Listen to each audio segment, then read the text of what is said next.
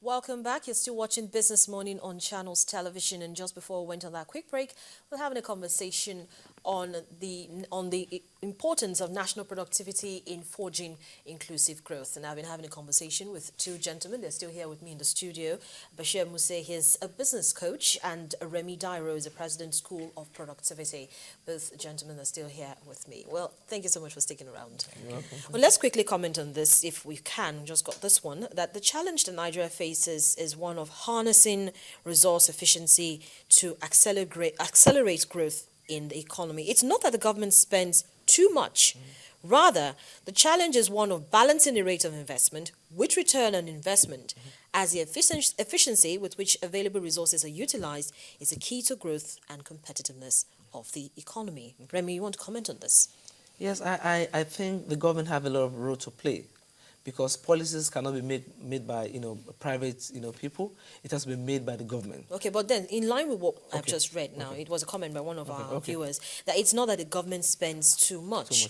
The government spends, it's not too much, but it's not saying he's not saying that it's not enough. So in terms of trying to utilize and harness the resource efficiency that we have, it is not that the government is not spending enough or is not doing enough. So you were already taking it from the angle of the fact that the right policies. So it's not that the government doesn't have those policies in place. What better way can this be synergized to ensure that the strategy of having a improved national productivity is achieved? Okay, thank you. Let me quickly just run through the seven productive way of creating jobs. For example, you don't need to spend too much money. You just need to do the right thing and put the right strategies in place. Now, there's eradication of the urban and rural, dichotomy, in which don't just spend the money in the urban area for people to come and get job. It creates another problem for the rural area where they cannot even be more productive there. Now, what I'm trying to say is government should be able to now create jobs at the rural ends, where they look at what can make more people more productive there, that will generate economic, sense to the whole nation. Therefore, the government should be wise while doing those strategies and spending money. Okay, number two is they must also motivate organizations to be able to create jobs. Now, how does that happen? Now, there are people who are changing the economy of the nation. They are the SMEs. The SMEs must be well funded, and the money must be tailored to the right hands. I've seen occasions where people go for empowerment, training, and then after the training, they give them fish, they give them, materials, they give them, a pumping machine for this and that, and immediately they are through, they sold those materials in front of the seminar, organized by the government. Therefore, government spends so much money. Truly, they brought those materials, they brought beans, brought things for them to start, their life with. And immediately after the program, they sold all those things because they were hungry.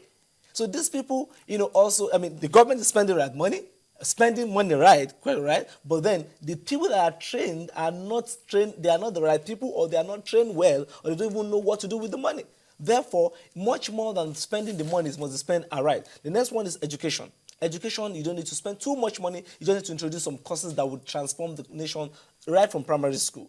Imagine from primary school, you know what produce means, what input means, what output means, and then you are coming up with that mindset. If you go to China, an average China child is being, tailored right from kids to be able to become what he has found out to be. And the many Nigerians don't even know who they are or what they can be. Therefore, because of that, they just look for a job and look for something to do, and then they do it. And they go say, we are pushing in money, we are spending so much money, and we are not seeing the result. But because the money spent is not spent strategically. And then I saw something here, supporting innovation and creative ideas. Innovation change a nation. Innovative idea changes a nation. Therefore, government must spend money on innovative ideas. Ideas like IT. I'm sure the amount of money that Google brings to US today, the amount of money Facebook and all that brings, is because governments spend enough time with this innovative idea that is going global.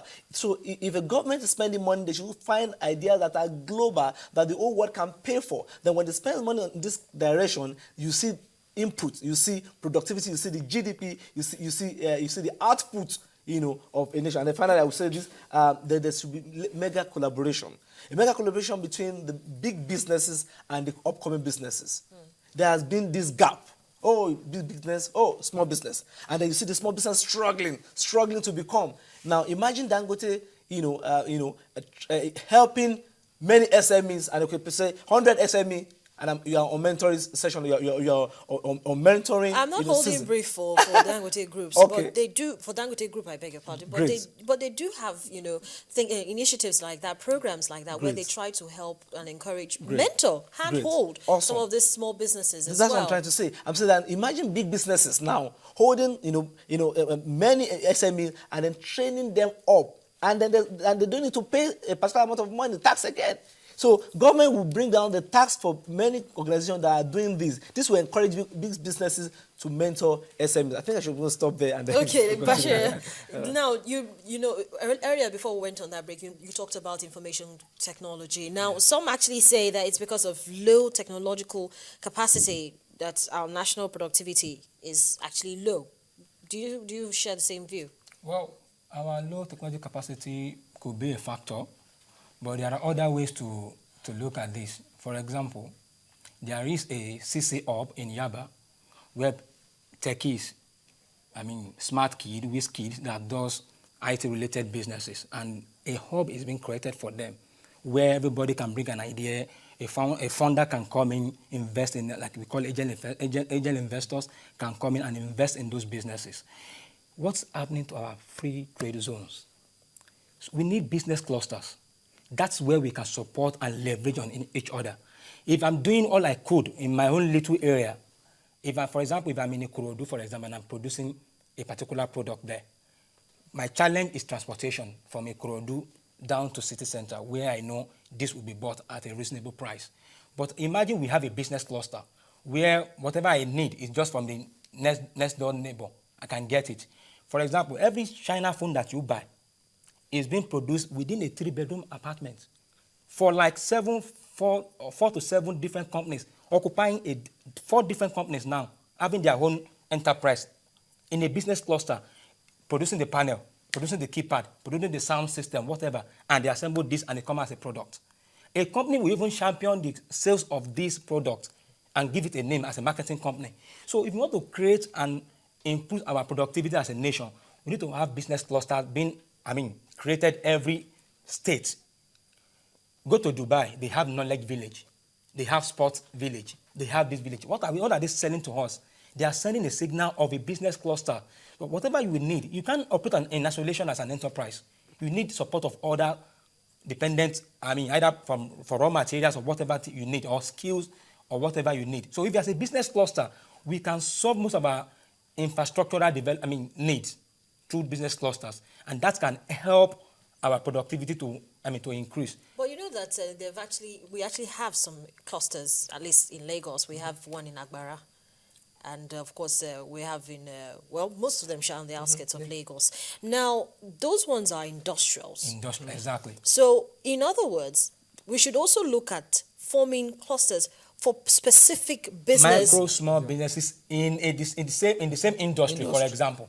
In the same industry, for example. So they can leverage on, like I give example, the CC Hub in Yaba, they are doing exactly the same. Some people came up with the idea of what to do. They conceptualize the idea of a particular product. Other guy will come and write the program. Others will turn into a final product. That's a micro example of a business hub we are talking about.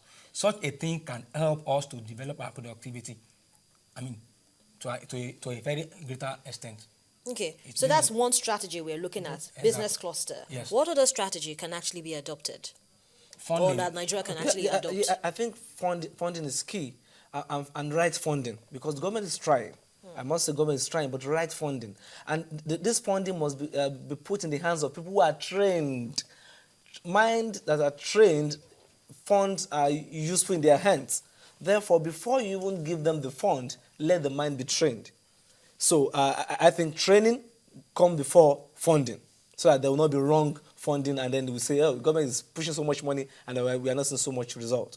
All this talk has just been at mostly the federal government level. How about the state and the local government? How can they contribute? Yes, I agree with you. I said that. I said both the state and the local government must take up this responsibility. There's an amount of money, there's an amount of budget that is kept for empowerment, that is set for training. It must be used for training. And we say training now, it must be training that will improve the capacity of the state citizenry, all the local governments, people that are staying there. It will really help so that we can have an holistic change, holistic productivity from every end. As the federal government is trying the best, the state and I must say this, the Lagos state government is really trying. Imagine if all the 36 states are doing what Lagos is doing, then we can generate our own power.